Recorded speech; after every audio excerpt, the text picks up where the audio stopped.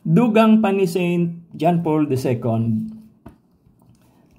ang aton nga kabuhi yara nalimitahan sa isa ka mahuyang nga kahimtangan.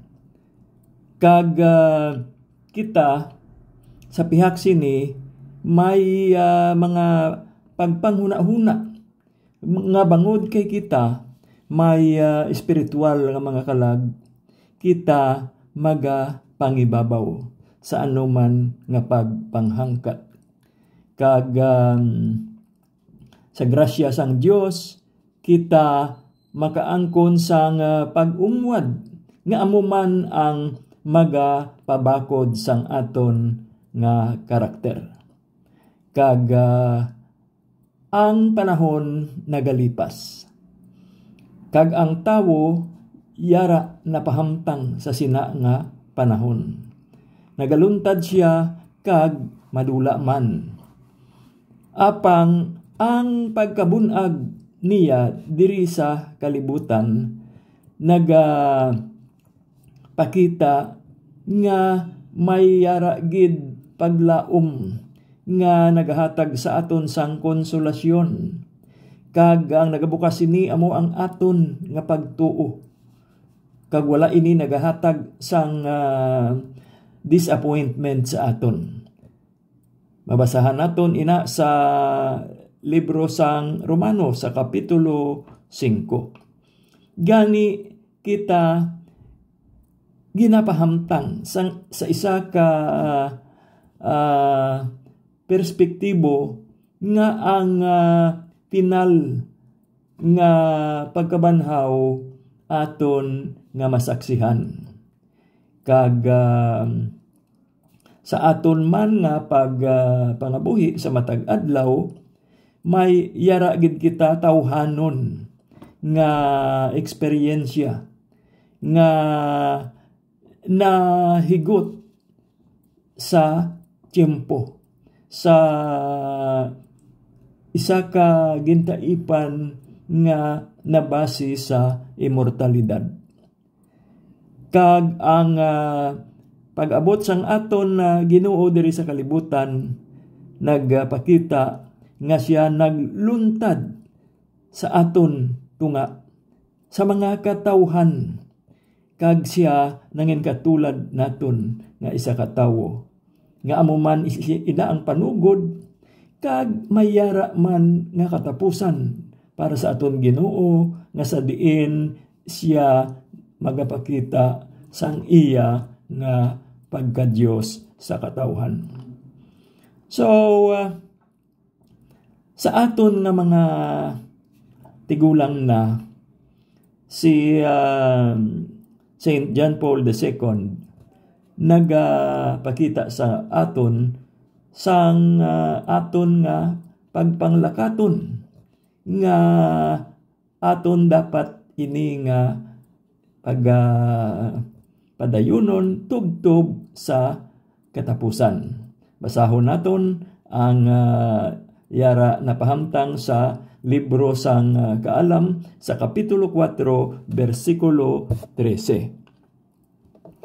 Kag siling pagid ni Saint John Paul II, siya man may kaugalingon nga eksperyensya nga nagapakita nga ang aton nga kabuhi na yara napahamtang sa isa ka sitwasyon nga ang probidensya mismo ang nagbutang sinadira. Kag nadugangan pagid ini sang mga ginpanubli naton nagikan sa mga nagliligad kag sa mga hitabo nga aton nga nasaksihan nga nagadugang sang influensya para sa aton. Kag madamo sing mga tinion sa aton kasaysayan nga naghatag sa aton sang halimbawa nga iya sang kapawa kag iya man sang mga landong. Ini tanan may positibo nga aspeto nga nagabalansi sang mga negatibo naton nga mga panghuna-huna kag sitwasyon. Kagikan sa sina nga mga negatibo nga butang, may makuha man kita nga benepisyo sa aton nga reaksyon sa bilang kabahin sang aton dululungan nga pagkamuklat. Kag matuod gid nga ang mga pagsuprer naton nga nakaapektar sang kabuhi sang madamo nga katawhan katulad naton isagid ka pagpakita sa aton nga may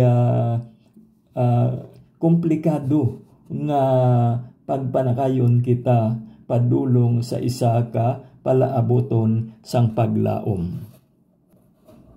Gani nga si Pope John Paul II pakigambit gid sa aton sang iyang panghuna-huna bahin sa kapasalamatan nga iya ginhatag sa Dios para sa mga halad kag oportunidad nga iya nabaton. Kag kita man pamalandong sa sini nga sitwasyon nga sa diin kita panumdum liwat sang mga naagyan naton sa aton kabuhi. Sa kasaysayan sang malawig nga panahon nga sa diin nakit-an naton ang nawong sang madamo nga katawhan nga para sa aton sila man nangin malahalon nga kita pahanumdumon sang mga ordinaryo kag indi ordinaryo nga mga hitabo kag sang mga tinion nga may kalipay kag may sitwasyon man nga gintandog sang pag-antos. Gani sa pihak sinitanan yara makit-an naton nga na tan-ay sa aton ang maluluyon nga kamot sang Dios nga Amay nga nagatatap gid sa tanan niya nga gintuga. Kag siya nakabati sa aton. Siya makabaton sang aton nga mga ginahingyo sa iya. Nga sa diin dira sa nauna nga libro ni Juan sa kapitulo 5 bersikulo 14 kita makapangayo sa iya sang iya nga binubuot. Kag dira man sa Salmo 71, ilabi na sa bersikulo 17 hasta 18, ihambal naton sa aton Amay sa langit nga iya kita gintudluan halin pa sang bataon kita sang mga maayo nga buluhaton. Kag bisan pa nga kita nasubong ang nagtigulang na kag nag-ubanon na kabay pa nga indi gid niya kita nga pagasikwayon. Kag iproklamar naton ang aton nga kusog kag kabakod sa tagsa ka henerasyon nga magaabot nga magabulos man sa aton. Amen. Mga kauturan kag kaabyanan wala na kita sing panahon agod nga makapadayon. Kag sa sini nga bahin mga kauturan kag kaabyanan ato na nga sambiton ang malipot nga concluding prayer naton sa sini nga adlaw nga edisyon sang aton nga programa.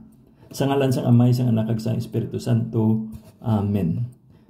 Mahal namon nga Dios, ikaw ang nagahakos sa amon paagi sa imong nga gugma. Ikaw ang nagasustiner sa amon. Ikaw ang nagagabay sa amon paagi sa imo nga providensya. Kabay pa nga imo kami tamdon sa tanan nga tion. Amen. Sa ngalan sa Amay, sa Anak kag sa Espiritu Santo. Amen. Mga kauturan kag kaabyanan, nagpamati kamo sa aton programa sa kahanginan ang inspirasyon sa mga senior citizens. Ini si brother ninyo narang nagasiling, may God bless us all.